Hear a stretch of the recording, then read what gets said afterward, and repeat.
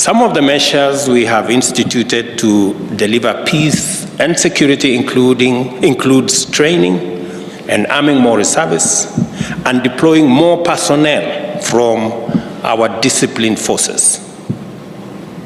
There are additional steps we are going to take to make sure that for the first time we put this menace behind us. I urge members to support and complement these efforts. This induction workshop takes place when we are in the throes of a devastating drought whose severity has not been experienced in 40 years and whose reverberations continue to shock our economy. The ASAL regions have borne the brunt of this calamity, and our pastoral communities have suffered unbearable losses in lives and livelihoods. This drought underscored the deadly emergence of the three principal drivers of ASAL vulnerability and underdevelopment. It is time to engage in sustainable and inclusive mitigation and resilience building mechanisms and to invest resources, especially allocations from the Equalization Fund, to undertake appropriate projects on a large scale throughout our pastoral rangelands. The regeneration of the livestock economy is important, especially in afflicting the poor and vulnerable pastoralist majority.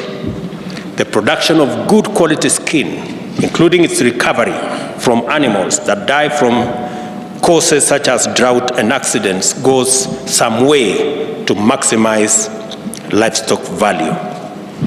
Very, very specifically, when we went round the country in our economic forums, the one thing that came out from all the pastoralist counties is the livestock economy. I also want to give you my commitment that because we have the third largest herd of livestock in Africa, we should leverage the biggest benefit from the livestock economy, both in terms of meat and livestock products. You have my commitment in investments in the entire livestock value chain, from the meat and livestock products, and that is part of what we envisage to do in our industrial city in Naivasha. Drought emergency response has always disrupted government by inflicting counterproductive trade-offs which compel us to rob Peter to pay Paul.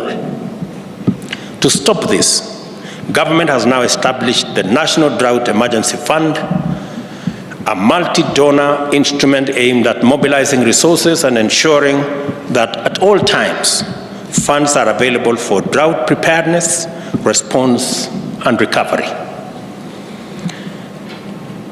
It is also intended to complement NDMA by linking drought early warning mechanisms to effective early action. We have committed Kenya shillings 2 billion to this fund annually. Since this dedicated standby resource to pool is essentially a common basket fund, we invite our development partners to join us in growing it to strengthen our drought emergency capacity.